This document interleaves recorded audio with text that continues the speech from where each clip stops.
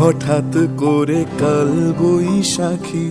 চৈত্রের শেষ বেলা পাতা ওড়ে নাকি, গত বছরের মায়া ভেঙে যাবে বলে।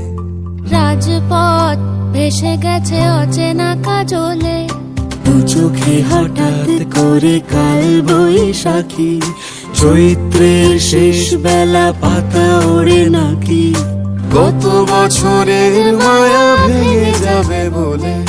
রাজপথ ভেসে গেছে অচেনা কাজলে। তুমিও অঝরে তাকে শুধু ভালোবেসো।